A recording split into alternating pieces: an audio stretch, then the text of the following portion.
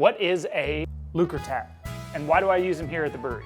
I'm actually pretty surprised that I haven't made this video yet, and I've touched on it in a few of the other videos that I made early on in the channel's life, but I wanted to dive into what these specific taps are, what they do, and why I use them here at the brewery. So for those of you that don't know, I brew only Czech lagers here at Tanglefoot Brewing, and I pour them specifically the way that they are poured in the Czech Republic. And I do that by, one, using good, clean, Czech-style beer mugs, and most importantly, utilizing these beautiful Czech Lukr faucets. Now, depending on who you talk to, these are referred to as side pour faucets, side pull faucets, ball valve taps, or Lukr taps. But when I say Lukr, that's just the manufacturer of these taps, and they are made in the Czech Republic. So when I was concepting this brewery, I ordered these taps because I knew that I wanted to pour the beers in the proper way that they are poured in the Czech Republic. And I ordered them directly from the manufacturer, which meant that I had to send a money transfer across seas to the Czech Republic and hope that the taps showed up. Luckily they did. But that's not the story that I want to tell. I want to talk to you about why these taps are important and whether or not you should get one if you want to brew these same style of beers. So first things first, how do they work? Well, this is a tap handle that is a ball valve. When you crack it open just a little bit, it creates a lot of foam. And when you crack it open the whole way, it releases all good, clean beer. In the Czech Republic, pouring beer properly is a staple for beer service in pretty much everywhere that you go. And so there are three main ways to pour beer. There is the traditional hladinka, or standard pour.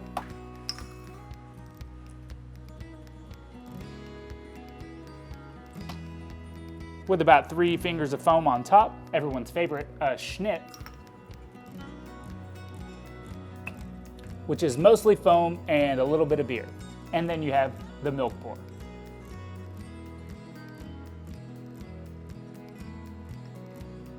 Which is all foam.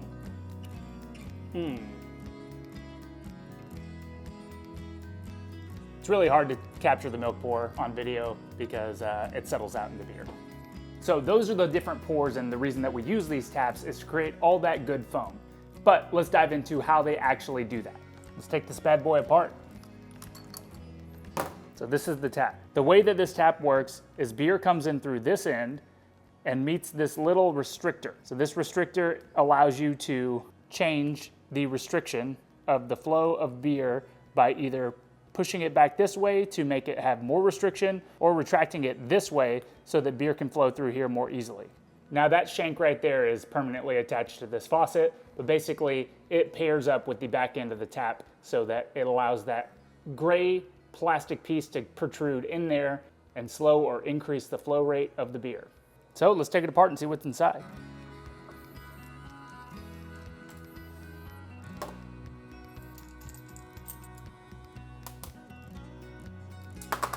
Okay, so those are all the pieces. What we have is the restrictor piece that fits inside here, this little star-shaped piece that controls the movement of that restrictor piece that fits inside here and goes inside, so it twists it and pulls it in or pushes it out, and that's held in by a little nut. Then the beer flows through here to the main tap assembly. Now I didn't take this apart because frankly I don't want to, and there's not much you can see, but this is essentially a ball valve.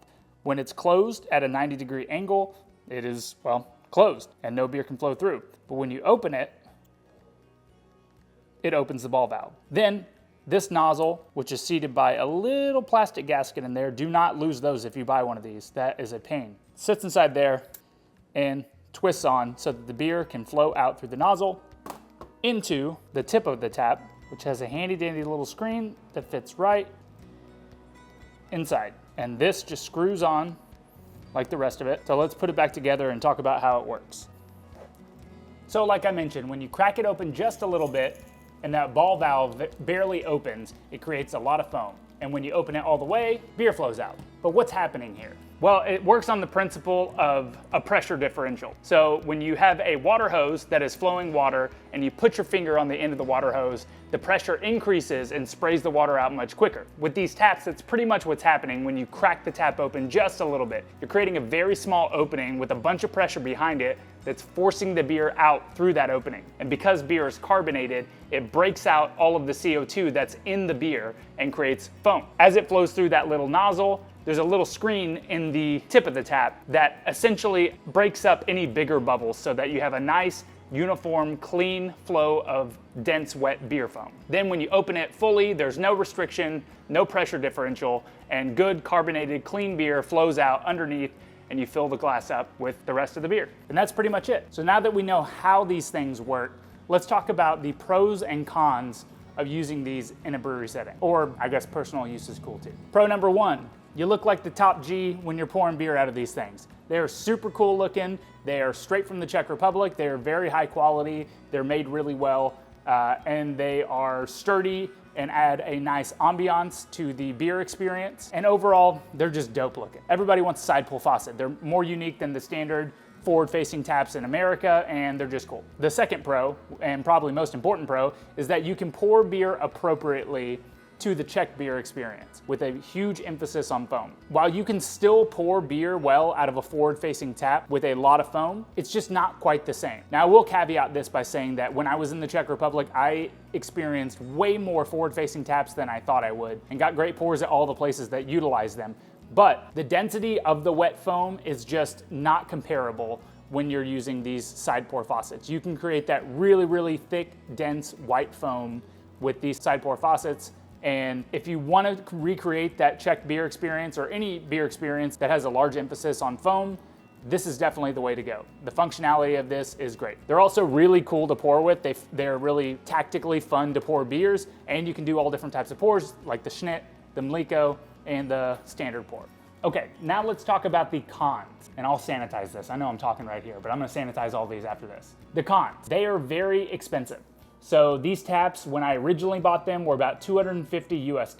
I ordered them via wire transfer plus shipping. It was a very costly purchase just for two of them initially. Nowadays, they're around $400 because of the exploding popularity of them. So many people are interested in buying these taps, and therefore the demand is increased, prices go up, and if you're buying them from a distributor or wholesaler in the United States, they're gonna buy them from Lukr and they're gonna mark them up. So price is a huge barrier to entry for most people. And honestly, I've had a couple of accounts that have been interested in serving my beer and wanting to use these taps, but I just don't feel right for them having to buy them, so I haven't made that a priority.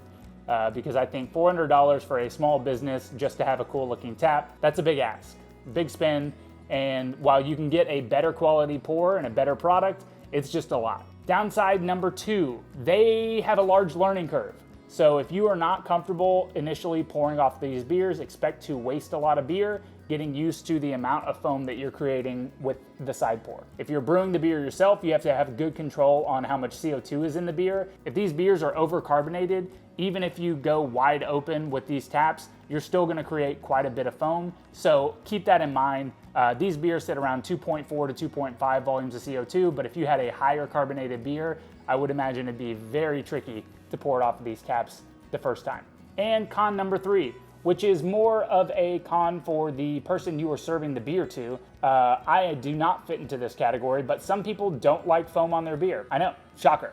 But in America, having a large amount of foam on beer is not the standard, and there are often times where I pour a beer and people wipe their brow and stick it right in the foam to make it go down. Even though that is the traditional way of serving beer, it's just part of the American culture. And honestly, that's one of the goals of this brewery, was to promote better beer service and bringing some of that European beer culture over to Texas. And one more aside, if you have the money and you want to spend it, go for it. But unless you're gonna keep a Czech lager on draft all the time, this can be the dedicated tap, I wouldn't necessarily recommend spending $400 on one of these, unless you just wanna look like a badass pouring beer. So that's it. That's my overview of Lukr taps and how they work. There are other side pour faucets available that are not quite as nice as these, but still get the job done. As long as it's a ball valve, it's gonna have the same characteristics of these taps, where it creates a high pressure, low pressure environment and creates a lot of dense foam.